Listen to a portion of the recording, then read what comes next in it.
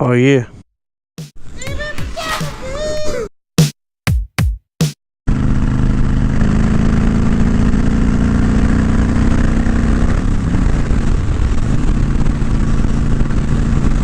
Hello Stevies, trying out a new audio setup. Hopefully you guys can hear me, and if you can, this will be in the video. So we're headed out on Miss Stevie's bike today, running up over to a buddy's just to hang out for a little bit, but it's so nice I had to ride a bike, and I figured, hey, if I'm gonna ride a bike, I'm gonna bring you guys along because I like it when you guys hang out with me. Also wanted to try out the new audio setup inside my helmet. Hoping it works out okay. Hoping it works a lot better than the other ones. There was just a lot of wind noise in my other videos, so I'm trying to get that all sorted out. Now, I don't want to have to buy a new helmet. Stevie Todd, you guys know who Stevie Todd is? A little trip, we're going to head up to where his shop is. There is a little bit more of a topic for this video, and that is, I was recently asked which bike is nicer to ride. Miss Stevie's 2011 Honda Fury or my 2016 Harley-Davidson RoadKing? That's a tough question because there's multiple answers. I know it's weird. It should be, well, the RoadKing's better or the Fury's better, but it's not that simple. So I like this bike because it's light, it's low to the ground, which makes it very simple to maneuver.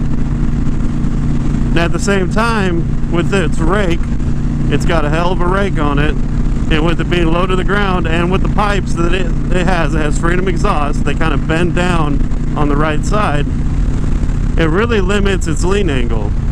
So while this is easier to maneuver around turns and corners and stuff like that,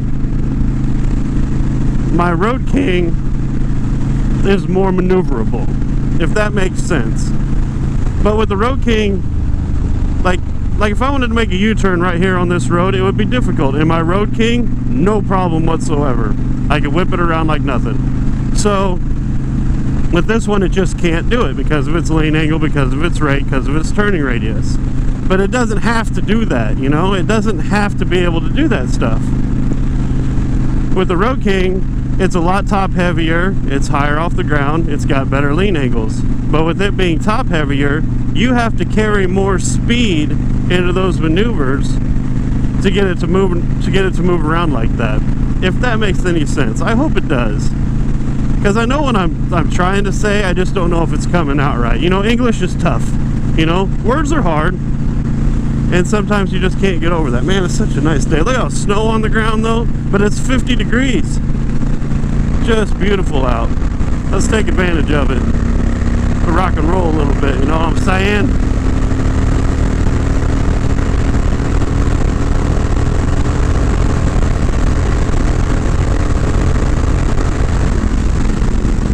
So this one is it's easier to ride. Like I said, this one being lower to the ground, Miss Stevie has said a couple times, like when we were pulling into our driveway, she grabbed a bunch of front brake with the handlebars turned.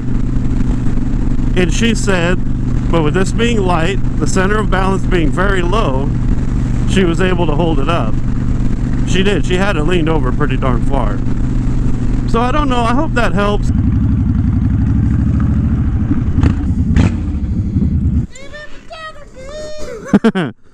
What's happening?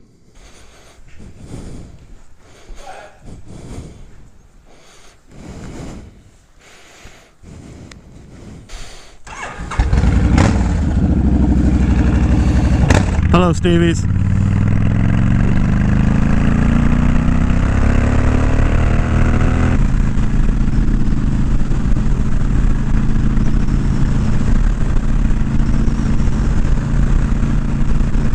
I can't believe how much this bike has grown on me.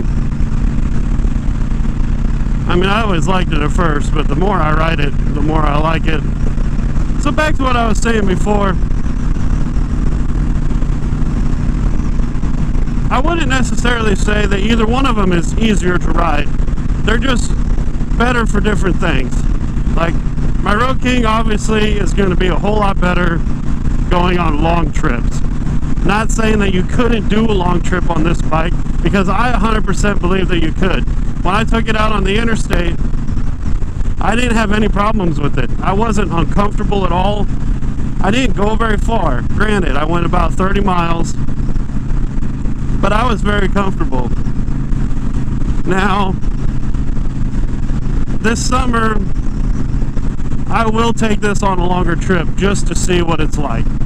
I am very curious how far I can go on this bike before it becomes not fun anymore. Because sometimes you can ride 3 or 4 hours, you're still fine. And sometimes you can ride 45 minutes and you think, I'm done. I don't want to do this anymore. You're just not into it that day. We went down to the National Hog Rally in Knoxville, Tennessee. We went from southeast Nebraska area, we took back roads, and we stopped in Springfield, Illinois for the night. I was definitely ready to get off of the Ultra that time. It was miserable, I was hot, it was a long day. I've had longer days on bikes where I was okay, I didn't mind. But for some reason that day, I just didn't want to go. And we were in a big group, so I mean, we still went, obviously. And it was still a lot of fun. I guess this is also another point. My worst days on a bike are still better than any other days, you know what I mean? I love riding the bikes. I love it. I mean, look at this. There's snow on the ground. It's 38 degrees right now. I'm a little chilly. I don't want to go 200 miles right now. Home's not very far away, but I would still rather be on a bike. So I want to do a 1,000-mile iron butt on my RoadKing. Maybe, I think I could definitely go over 500 miles a day on this. So maybe we'll try that. That's a pretty good idea. We'll try that this summer. I don't know, 600 miles. That's a good point to shoot for. 600 miles. Maybe up to like Valentine, Nebraska and back. Maybe we'll do something like that, or maybe out to Alliance and back. That'd be a little bit under 600, but that would be good, I think. Just to see what it's like. To see at some point what gets uncomfortable. Middle of December, and I'm able to ride. I love it. Absolutely love it. But anyway, everybody, stay cool, and we will see you on the road. Sleigh bells ring, are you listening? In the lane.